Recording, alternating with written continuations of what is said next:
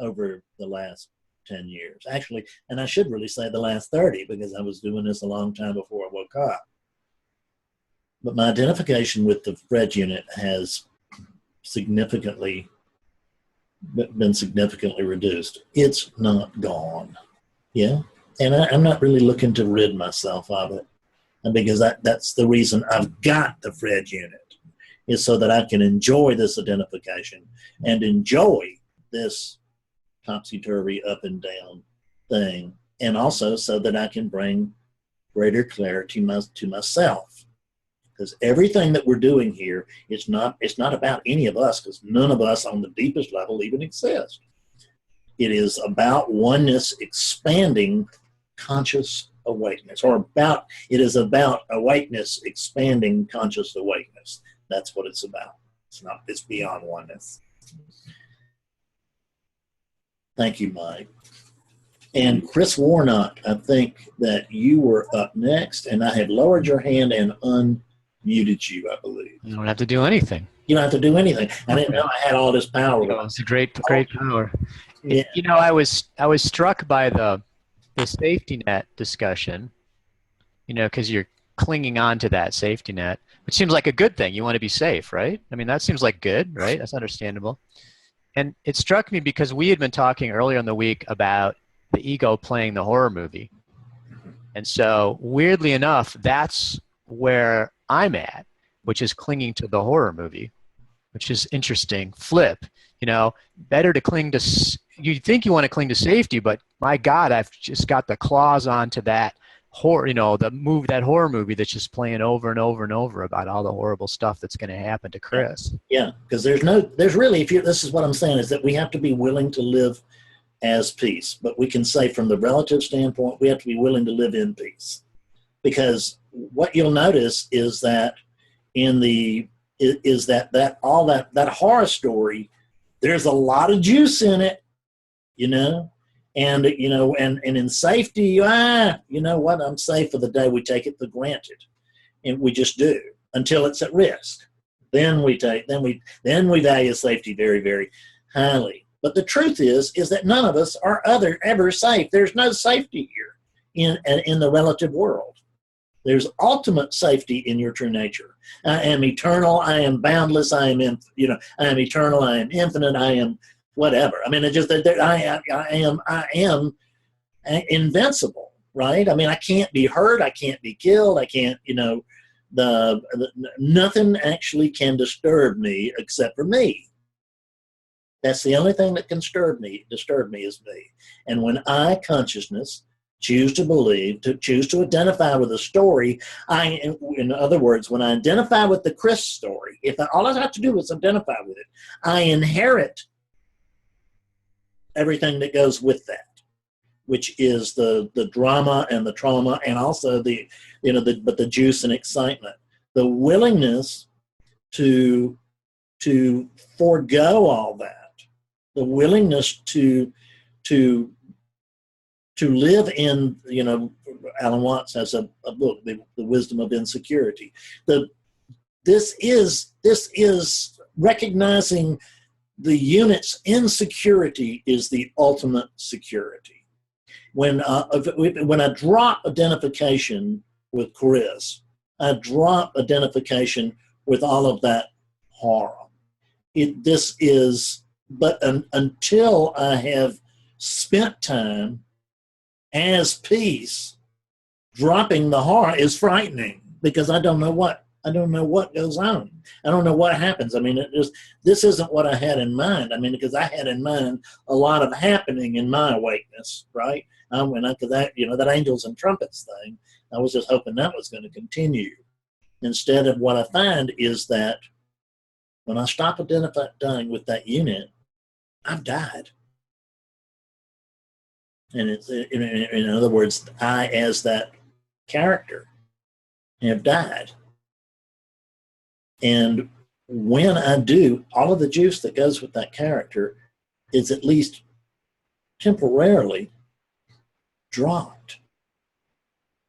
Because what the unit is literally is resistance. The unit is is conditioned space amid unconditioned space. So the actual physical manifestation of the unit is resistance. The character is resistance. And when I drop the character, what I find is this. And I can't find anything wrong, but I can't find anything juicy. And I want to get back on the juicy thing. What I don't know is that this great okayness has its own juice, trust me. The other thing is that you can always experience as you will for a long, long time, you will experience the juice of Christmas periodically. So it just this idea that we have to trade, our characters' lives and everything that I've had invested in them, which is it's all a fantasy. I'm trading, and I'm being asked to trade everything or nothing for everything. I'm being asked to trade death for eternal life, and all these things make me uncomfortable because I know that in my resistance I am. When in non-resistance, when I say I am, it don't mean the same thing. It don't mean the same thing. Anything else you want to say on that, Chris? I was just going to say, I was taking a walk this morning and I had this real sense that the ego is like, ego knows what's going on. So you ain't getting rid of me. I'm going to bring out the big guns. Yeah.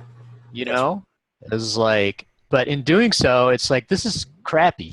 This is some awful shit, and it's like, I mean, the good stuff was beguiling for a while, but this is like, fuck this. I don't want to be in this. Yeah. Which is who Chris is talking to himself to a certain extent there. That's right. But it's like, this is, enough of this.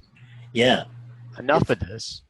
It's just we have to recognize that the thing that we want to dump in the terrible circumstances, that's what it feels like, that's what I need to dump. But all I really need to dump is my possessiveness of that. Exactly. That change of perspective. You were saying about surrender Dorothy. Yeah. You're telling me that. Yeah. That was just, to surrender Chris is just to, look at it from a different view. Let me touch on that. What we talked about earlier this week is that we were talking about, Chris and I were talking about surrender, and the thing we need to understand is that an imaginary being can't be expected to surrender. Fred can't surrender, right? Because there's no Fred. There can be a willingness there, and that may be critical. But the Fred cannot actually, which it just means that Fred is stepping down. But there's my attachment to Fred is being reduced. But the imaginary character cannot surrender to these conditions. I do not talk to imaginary characters. When I say my friend Chris, it's true on a relative sense, but it is what I'm really speaking of there is I'm speaking to me. So when we're talking about surrender, who am I asking to surrender? I'm asking myself to surrender. And what am I asking myself to surrender? Chris. Right? I'm asking myself to surrender identification with Chris. That's what we're talking about, the Wizard of Oz, where the witch flies over the sky and leaves the trail of smoke that says, "Surrender, Dorothy." Right? And so that's what I'm asking you to do. Surrender Dorothy. Surrender the character, right? But I'm asking that of myself.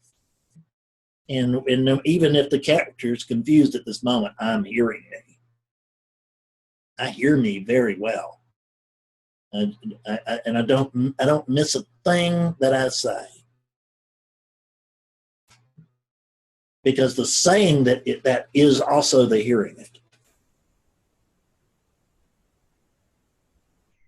And that's what happens when we talk in groups or in one-on-one, is that when we discuss this, we are quite literally embodying it. meaning that it is actually embodying us, the sense of us. It is the when I this embodiment, that's the end. That's the end point. Because abidance can almost be a goal for the unit. That the unit wants to live in abiding awakeness, and we can get confused with that. But the only thing is that we can have abiding awakeness, or we can have a character, but we can't have both. So our character is not going to wake up. Our character is not going to clear up. Awakeness wakes up to itself. Awakening clears. And awakening clears through association with its own clarity. There is no clarity but me. When I associate with my own clarity, that is the speaker and the hearer. And it is everyone in this room. Everyone in this room is exactly as much teacher as this one. Because there's only one thing going on in here. So I think that